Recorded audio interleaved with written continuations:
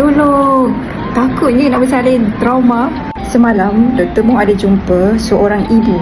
Dia dah melahirkan 3 orang anak. Tapi kali ni terpregnant anak keempat. Dia sangat trauma sehingga menitiskan air mata. Tak sanggup nak hadap situasi ketika nak teran nanti.